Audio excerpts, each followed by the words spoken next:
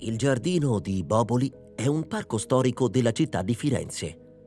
Nato come giardino granducale di Palazzo Pitti, è connesso anche al forte di Belvedere, avamposto militare per la sicurezza del sovrano e la sua famiglia. Il giardino, che accoglie ogni anno oltre 800.000 visitatori, è uno dei più importanti esempi di giardino all'italiana del mondo ed è un vero e proprio museo all'aperto per l'impostazione architettonico-paesaggistica e per la collezione di sculture che partono dalle antichità romane per arrivare fino al XX secolo. Il giardino di Boboli è uno dei più famosi giardini della penisola. I giardini furono costruiti tra il XVI e il XIX secolo dai Medici, poi dagli Asburgo-Lorena e dai Savoia, e occupano un'area di circa 45.000 metri quadrati. Alla prima impostazione di stile tardo rinascimentale, visibile nel nucleo più vicino al palazzo, si aggiunsero negli anni nuove porzioni con differenti impostazioni. Lungo l'asse parallelo al palazzo nacquero l'asse prospettico del Viottolone, dal quale si dipanano vialetti ricoperti di ghiaia che portano a laghetti, fontane, tempietti e grotte. Notevole è l'importanza che nel giardino assumono le statue e gli edifici, come la settecentesca Caffè House, che permette di godere del panorama sulla città, o la limonaia, ancora nell'originario color verde lorena.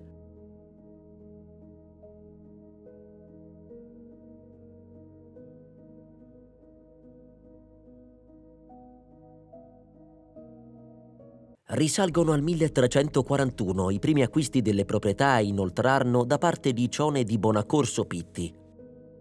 L'origine del nome Boboli nasce forse da una contrazione popolaresca del cognome della famiglia Borgolo o Borgoli, che aveva possedimenti in questo territorio del popolo di Santa Felicita in Oltrarno. Questi terreni, dunque, pervennero nelle mani di Luca Pitti nel 1418, 40 anni prima di iniziare la costruzione del palazzo che dalla sua famiglia prese il nome. Con il passaggio della proprietà ai Medici nel 1549, a seguito dell'acquisto del palazzo e degli annessi da parte di Eleonora di Toledo, moglie di Cosimo I de' Medici, iniziarono l'abbellimento e gli ampliamenti che coinvolsero anche il giardino. L'architetto dello spazio verde fu inizialmente Niccolò Tribolo, che 10 anni prima aveva già superbamente lavorato ai giardini della Villa Medicea di Castello. Il Tribolo lasciò un progetto al quale si attribuisce quasi certamente l'anfiteatro ricavato dallo sbancamento della collina, con il primo asse prospettico nord-ovest-sud-est, naturale estensione del cortile della Mannati, tra il palazzo e il futuro forte di Belvedere. La pietraforte usata per costruire Palazzo Pitti veniva infatti prelevata proprio da questa conca, che è quindi artificiale. Il Tribolo morì di lì a poco, nel 1550, quindi la direzione dei lavori passò a Bartolomeo Ammannati e in seguito a Bernardo Buontalenti. Durante il governo di Cosimo II, tra il 1609 e il 1621, il giardino subì il più importante ampliamento, quasi triplicando la sua estensione, ad opera di Giulio Parigi e del figlio Alfonso, ideatori del secondo asse verso Porta Romana. Il giardino venne aperto al pubblico per la prima volta, sebbene con le dovute limitazioni, durante il regno di Pietro Leopoldo di Lorena. Nel giugno del 2013 è diventato patrimonio dell'umanità dell'UNESCO. I giardini hanno nel complesso una configurazione vagamente a triangolo allungato, con forti pendenze e due assi quasi perpendicolari che si incrociano vicino alla fontana del Nettuno che si staglia sul panorama. A partire dai percorsi centrali degli assi, poi, si sviluppano una serie di terrazze, viali e vialetti, vedute prospettiche con statue, sentieri, radure, giardini recintati, costruzioni e rosai antichi, in un'inesauribile fonte di ambienti curiosi e scenografici. Qui troviamo anche la fontana dei Mostaccini, la cui sequenza di cascatelle costituisce una testimonianza seicentesca degli antichi abbeveratoi per gli uccelli da richiamo, utilizzati nella pratica dell'uccellagione. Sono presenti anche una serie di antichi acquedotti sotterranei che alimentavano l'intero complesso. Una parte del giardino è dedicata alla collezione delle camelie, iniziata nel Seicento e che oggi, grazie all'opera dei giardinieri, è stato in parte recuperato dopo un periodo di declino. Tra il 2000 e il 2005 il tepidario della Botanica Superiore è stato al centro di una serie di interventi di restauro e pulizia degli ambienti esterni e interni per rendere l'edificio nuovamente funzionale. L'asse principale, centrato sulla facciata posteriore del palazzo, sale sul Colle di Boboli attraverso un profondo anfiteatro a forma di ferro di cavallo. L'anfiteatro segna il punto dove la collina di Boboli venne scavata per prelevare la pietraforte usata per costruire Palazzo Pitti, e l'idea di sistemarlo in un grande spazio che in pianta disegna la forma di una campana risale al Tribolo, che però molto probabilmente aveva concepito questa zona come architettura verde divisa da boschetti sempreverdi. Fu arricchito con le gradinate solo nel 1599, mentre le edicole con statue marmoree in stile antico e le urne in terracotta vennero ideate da Giulio e Alfonso Parigi il Giovane, a partire dal 1630 fino al 1634. La struttura venne inaugurata nel 1637 in occasione dell'incoronazione di Vittoria della Rovere, moglie di Ferdinando II de' Medici, a Granduchessa di Toscana. Al centro vi si trovava anticamente la Fontana dell'Oceano, che nel XVII secolo venne spostata nell'isolotto all'estremità sud-ovest del giardino in maniera da rendere possibile l'uso dell'anfiteatro per rappresentazioni, secondo la moda allora in gran voga degli spettacoli teatrali. Il centro dell'anfiteatro venne abbellito nel 1790 dall'obelisco egiziano, l'unico della Toscana, nonché uno dei monumenti più antichi di tutta la regione. Risale infatti al 1500 a.C. e proviene da Eliopoli, in Egitto. Fu portato a Roma dall'Egitto all'epoca di Domiziano e eretto nel tempio di Iside al Campo Marzio. Dopo essere stato dissotterrato a fine del Cinquecento, finì nel giardino di Villa Medici a Roma. Venne trasportato a Firenze nel 1788 per volontà del Granduca Pietro Leopoldo, quando radunò tutte le collezioni medicee in città per abbellire i suoi palazzi. Più in alto, oltre l'anfiteatro, si incontra il bacino del Nettuno, attraverso una doppia rampa ornata da 3 statue di epoca romana: un Settimio Severo a sinistra, un magistrato romano a destra e al centro una Demetra su una base romana. La Demetra è la copia romana di un originale greco, probabilmente di Alcamene, allievo di Fidia. Il bacino del Nettuno fu creato nel 1777-78 al posto di un vivaio. Qui vengono raccolte le acque che irrigano tutto il giardino e che hanno la sorgente più a monte, sotto il giardino del Cavaliere. Al centro del bacino si erge la fontana del Nettuno, con la statua del dio del mare emergente da uno sperone roccioso sul quale si trovano anche naiadi e tritoni. La statua principale è opera del 1571 dello scultore Stoldo Lorenzi e la fontana viene chiamata dagli irriverenti fiorentini la Fontana del Forcone o della Forchetta, a causa del tridente impugnato da Nettuno in atto di colpire. Alla sommità di questa zona si trova la Statua dell'Abbondanza, opera di Pietro Tacca, con la collaborazione di Sebastiano Salvini, già iniziata dal Gian Bologna nel 1608. È un'opera in marmo bianco con il covone di grano in bronzo dorato. La figura ha le sembianze di Giovanna d'Austria, moglie di Francesco I de' Medici, e venne commissionata come sacrario della sfortunata Granduchessa, deceduta per un incidente a palazzo nel 1578 a soli 32 anni. In questa zona superiore il giardino è caratterizzato dalle muraglie difensive che si prolungano dal vicino Forte Belvedere, che si staglia sulla sinistra.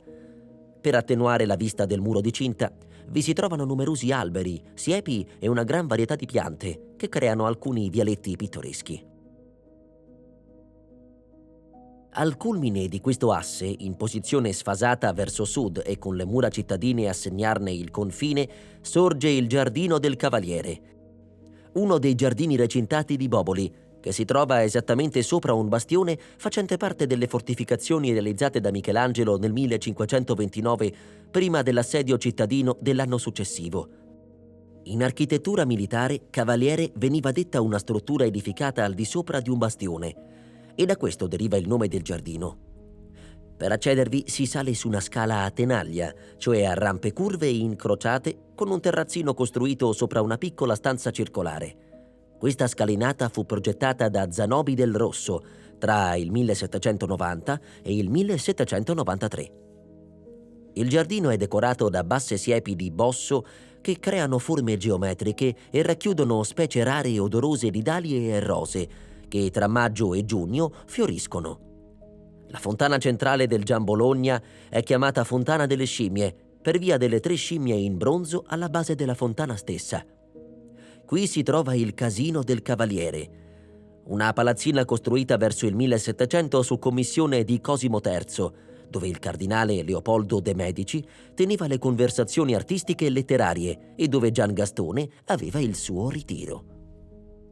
Le sobrie forme attuali, con le pareti decorate da cornici dipinte e il cornicione ornato da vasi e statue di terracotta, sono dovute alla sistemazione di Zanobi del Rosso per conto dei Lorena, che lo adibivano a sede dei festeggiamenti estivi della corte. È sede dal 1973 del Museo delle Porcellane. Sotto il Casino del Cavaliere esiste un grande deposito d'acqua detto delle Trote, dal quale partono le tubature per l'irrigazione di tutto il giardino. Ridiscendendo la collina verso nord-est, all'altezza più o meno della Statua dell'Abbondanza, si raggiunge la Coffee House, un padiglione in stile rococò coperto da un'esotica cupola finestrata e segnata da terrazze opera di Zanobi del Rosso, alla cui base, circondata da una scala doppia a tenaglia, si trova una grotticina. La costruzione, in un punto altamente panoramico, rappresenta anche il punto visivo di fuga del Viottolone, il grande viale che rappresenta il secondo asse dell'ampliamento del giardino, che idealmente portava alla Villa Medicea di Poggio Imperiale. Da qui, proseguendo a nord, si arriva all'ingresso verso il Forte Belvedere, ai piedi dei bastioni difensivi, dal quale si accede anche al Giardino Bardini e alla Costa San Giorgio. Sempre su questo lato si incontra più a sinistra la Grotticina della Madama o delle Capre, costruita da Davide Fortini su progetto di Niccolò Tribolo. Decorata con spugne, stalattiti e una vasca marmorea sormontata da 4 statue di capre che un tempo buttavano acqua, la grotta si trova a un'estremità del cosiddetto Giardino di Madama, con alcune aiuole geometriche fiorite, realizzato attorno al 1570 per Giovanna d'Austria. Poco più in basso segue l'Orto di Giove, con la statua di Giove seduto, opera di Baccio Bandinelli, mentre vicino a questo giardino si trovano le 2 grandi statue dei prigionieri daci, sculture antiche del II secolo, già a Villa Medici. I 2 barbari sottomessi con le mani legate e le vesti in granito rosso provengono probabilmente dal foro di Traiano. Sono molto simili a quelli reimpiegati nell'Arco di Costantino. Scendendo al livello del palazzo attraverso un viale serpentino usato dalle carrozze, si arriva ad una zona coperta di ghiaia, dove un tempo stazionavano le vetture con cavalli. Vicino all'uscita su Piazza Pitti si trova la Fontana del Bacchino, esempio del gusto grottesco tanto in voga nei giardini del periodo tra il 5 e il 600. È infatti costituita dalla figura dell'obeso nano Morgante, il più popolare dei nani di corte di Cosimo I, ritratto da Valerio Cioli nudo e a cavalcioni di una tartaruga. La statua è oggi sostituita da una copia. La Grotta Grande o del Buontalenti è uno degli elementi più pregevoli del parco. La sua costruzione si deve soprattutto a Bernardo Buontalenti, che la creò tra il 1583 e il 1593, su incarico di Francesco I de' Medici, una delle architetture più bizzarre e sorprendenti di Firenze. Di nuovo in alto, dal Giardino del Cavaliere, se discendendo si prende invece verso sud, prima di giungere al Prato dell'Uccellare, si incontra una seconda scalinata fiancheggiata da siepi e decorata da 2 statue di muse sedute. Oltre a questa è presente una statua raffigurante un uomo ed una donna intenti a baciarsi. Sul piedistallo è presente la scritta 12 giugno 1861. Da qui si accede a un prato che costeggia dall'alto il bacino di Nettuno, dove si trovano alcuni fabbricati che anticamente fungevano da abitazione per i giardinieri, depositi di attrezzi e di piante durante l'inverno. Qui si trovano anche le ragnaie, cioè quei fitti boschetti dove venivano tese reti per catturare i piccoli volatili. Nei vialetti ombrosi che occupano lo spazio tra l'anfiteatro e il prato del Pegaso, cinti da alberi ad alto fusto, si trovano due curiose architetture coperte da cupole e parzialmente interrate. Si tratta delle due ghiacciaie di Boboli, antesignane dei frigoriferi.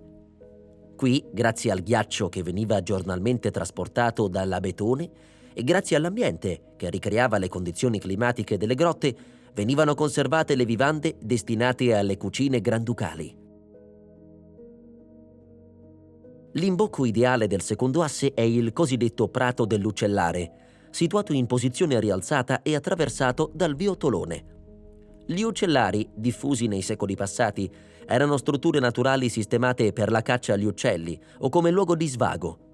Questo ampio prato è circondato da lecci e cipressi secolari e segna il confine con la parte occidentale del giardino. Al centro è decorato da una colonna spezzata, mentre su un lato vi si trova una delle poche opere contemporanee del giardino, una monumentale testa bronzea di Igor Mitoraj, rimasta nel giardino dopo la mostra sull'artista polacco del 2002. Da qui si gode un ottimo panorama sul quartiere di Oltrarno, oltre la palazzina della Meridiana. Al di sotto del prato dell'Uccellare, attraversato da sentieri a zig-zag, si distende il cosiddetto Prato del Pegaso, un declivio collinare che riporta al livello del palazzo, in particolare davanti al piazzale coperto a ghiaia della palazzina della Meridiana. Questa zona deve il suo nome alla scultura marmorea di Pegaso, opera di Aristodemo Costoli del 1865, usata come simbolo della regione toscana. Vi si trovano altre statue ed una grande vasca di granito grigio. Grandi alberi che vi si ergono isolati e asimmetrici ricordano il gusto del giardino all'inglese. Il viottolone è un ampio viale in ripida discesa, affiancato da due filari di cipressi piantati nel 1637 e decorato da numerose statue che segna l'asse secondario del giardino. Le statue, poste simmetricamente nei pressi degli incroci con i tre viali trasversali, sono sia romane e antiche sia di fattura moderna, prevalentemente settecentesca. La zona a sinistra del viottolone, già un tempo occupata dal labirinto, ha oggi il viale serpentino per il rondò delle carrozze. In questa zona resta la vasca centrale del labirinto, oggi circondata da una aiuola ellittica. La parte di destra, invece, era dedicata alla caccia e vi si trova anche l'orto murato. Ai due fianchi del viottolone corrono due gallerie rettilinee, suggestivamente circondate dalla vegetazione.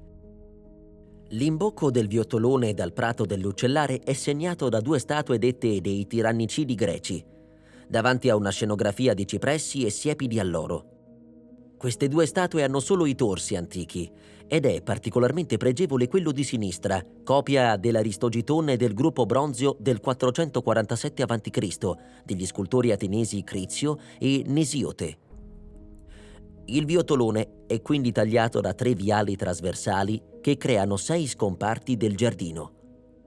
Il primo viale trasversale, partendo da monte, è costituito da un pergolato di lecci che formano due gallerie con sedili bassi in pietra sui lati. Prima di giungere all'incrocio principale, un vialetto è segnalato da due statue. In prospettiva, sulla sinistra si nota una vasca circondata da una aiuola ellittica, che era il centro di uno dei labirinti di questa parte del giardino. Nel punto d'incontro con il viottolone sono state poste 4 statue su ciascun cantone.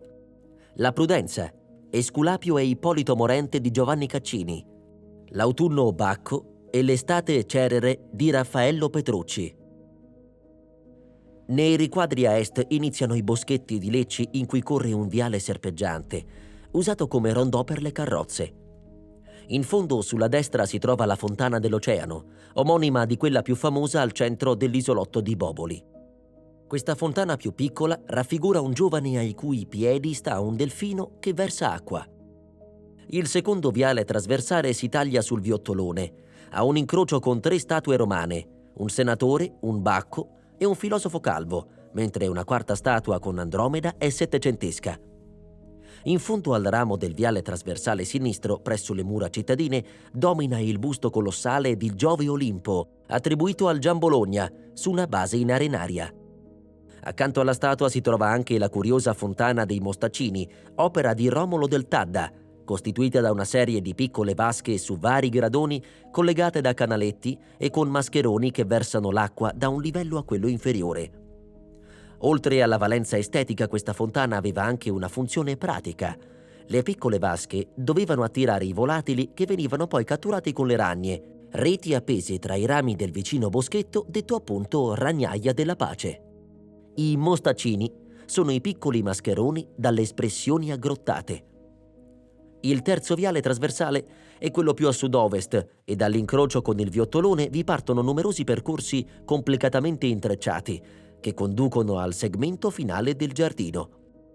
All'incrocio tra i viali, le siepi di Bosso disegnano 4 esedre nelle quali sono collocate altrettante statue: Esculapio, Andromeda, Ninfa e la Modestia. Al termine del Viottolone l'arredo botanico cambia repentinamente. Scompaiono i cipressi e le siepi e si arriva alle morbide forme della vasca dell'isola, chiamata anche isolotto e ideata da Alfonso e Giulio Parigi dal 1618, al posto di un'isola di Venere, le cui statue vennero poi reimpiegate altrove.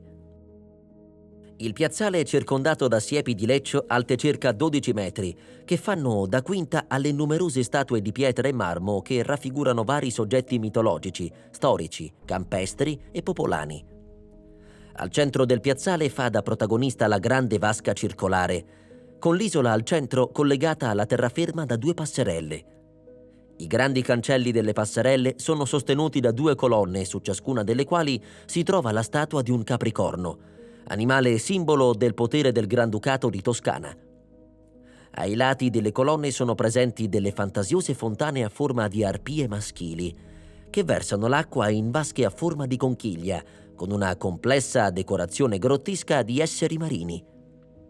Sull'asse perpendicolare al Viottolone si trovano 4 fontane a livello della balaustra esterna, 2 per lato: le fontane delle arpie e quelle dei putti, decorate da delfini intrecciati, animali marini, mascheroni fantastici e statue a tutto tondo sulla sommità.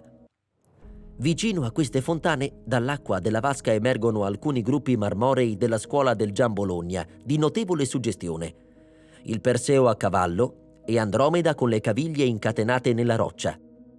In particolare, il Perseo è collocato come se stesse saltando fuori dall'acqua, un effetto che veniva sottolineato dagli zampilli di quest'ultima.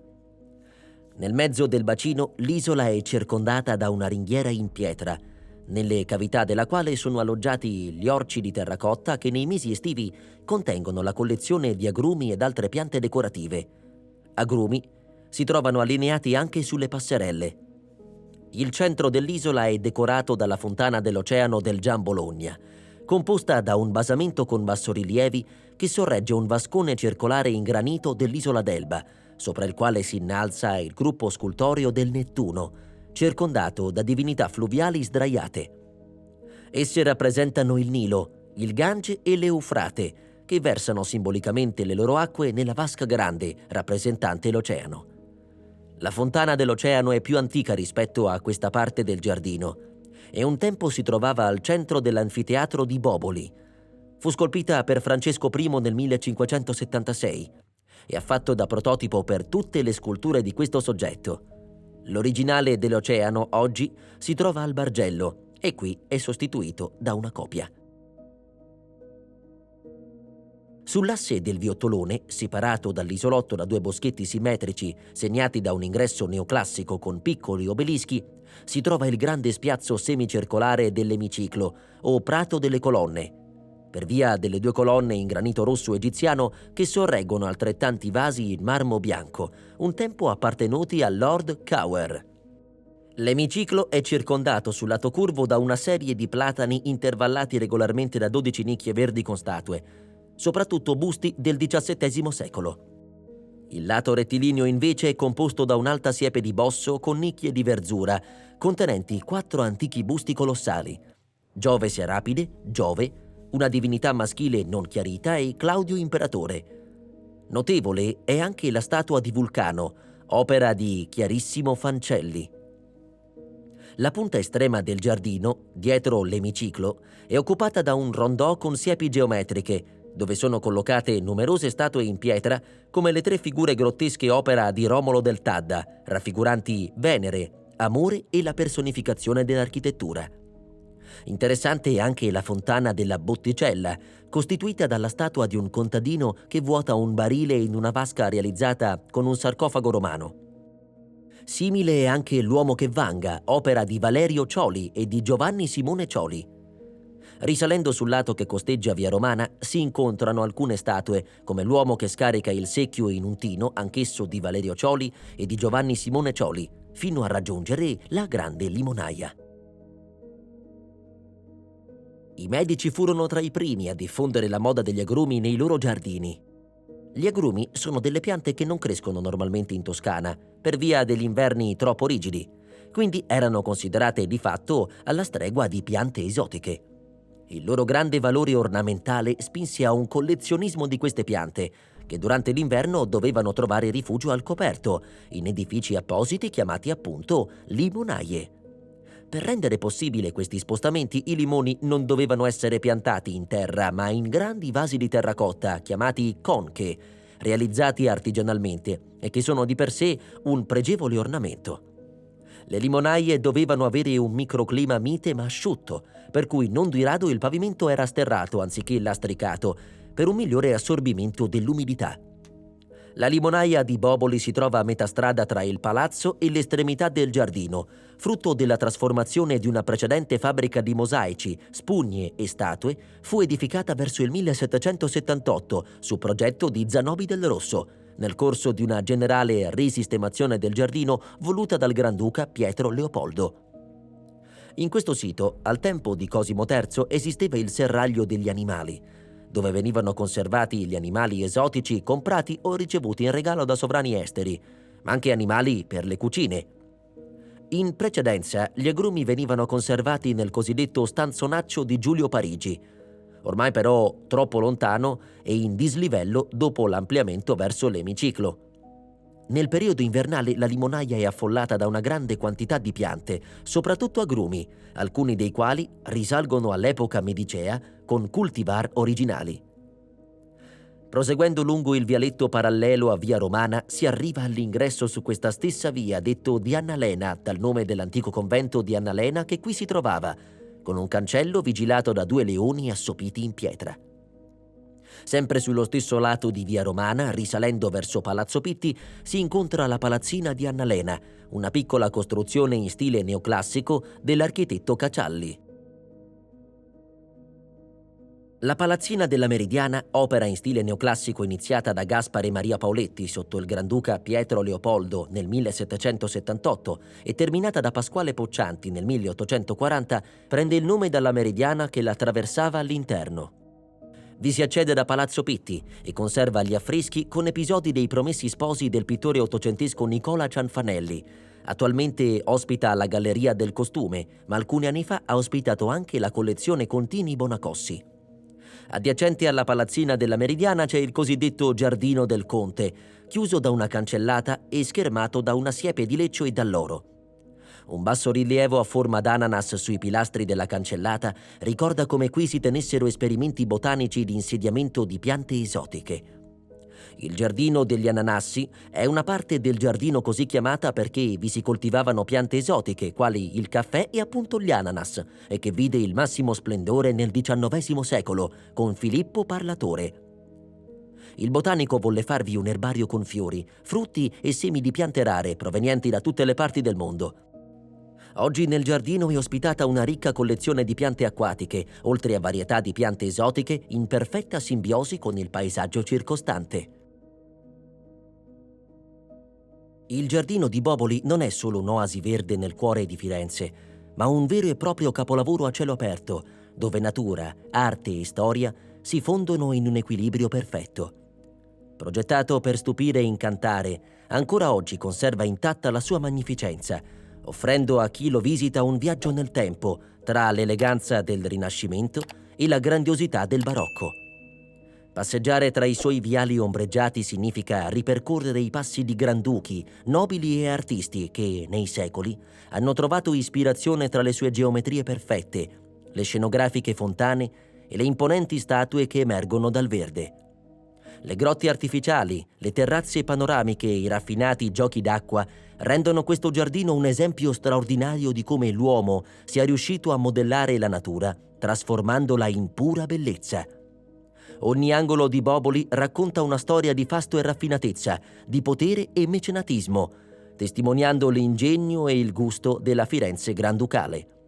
Ancora oggi la sua atmosfera senza tempo e il suo fascino senza eguali continuano a incantare i visitatori da tutto il mondo, confermandolo non solo come un capolavoro del giardinaggio all'italiana, ma come un simbolo eterno di magnificenza e armonia.